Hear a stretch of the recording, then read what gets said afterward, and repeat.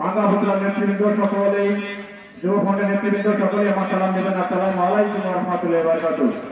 আজকে জাকের পার্টির আয়োজিত ইফতার মাহফিলে জাকের পার্টির মহামান্য চেয়ারম্যান মহোদয় সারা বাংলাদেশে একযোগে প্রত্যেকটা দিন এই ইফতার মাহফিল করার হুকুম দিয়েছেন।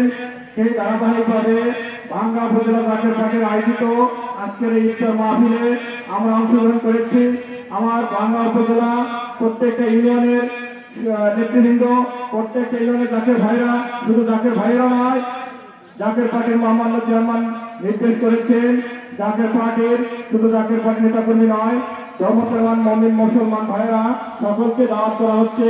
আপনারা সকলেই যারা যেখানে আছেন সকলকে আমি বিনীত অনুরোধ করছি, আপনারা সকলেই আজকের এই ইফতার জলসায় যারা আশেপাশে আছেন সকলকে অনুরোধ করছে আপনারা ইফতার জলসায় আসার জন্য আমি বিনীত অনুরোধ করছি।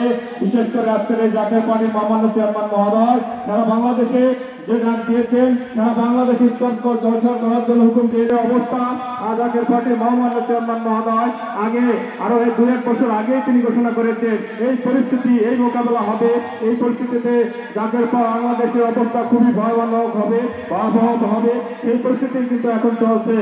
অতএব জাকের পার্টির মহামান্য চেয়ারম্যান মহোদয় কিছুদিন আগে ঐক্য ফ্রন্ট তৈরি করেছেন জাকের পার্টির কেন্দ্রীয় কমিটিতে। আপনারা সকলেই এই ঐক্য ফ্রন্টে যারা আছেন ঐক্য ফ্রন্টে যোগ দিবেন, জাকের পার্টি পতাকা তুলে আসে। যারা জ্ঞানীগুলি, যারা বাংলাদেশের নেতাকর্মী যারা যেখানে আছেন, আপনারা একটু জাকের পার্টির নেতাকর্মী, জাকের পার্টির মহামান্য চেয়ারম্যান মহোদয়ের কথা শুনেন। জাকের পার্টির অর্থনৈতিক দিক ডক্টর সাহেব আলী ফসল মোতাবেকের কথা আপনারা শুনে দেখেন। 2 বছর আগে 3 বছর আগে তিনি যে বাণী করেছেন, তিনি যে ঘোষণা দিয়েছেন, সেই ঘোষণায় কিন্তু এখন বাস্তবতা পরিণত হচ্ছে।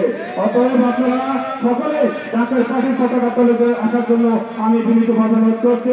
আজকে ইফতার জলসায় সকলকে অংশগ্রহণ করার জন্য বিনীত অনুরোধ করে আমি আমার সংক্ষিপ্ত বক্তব্য এখানে শেষ করছি।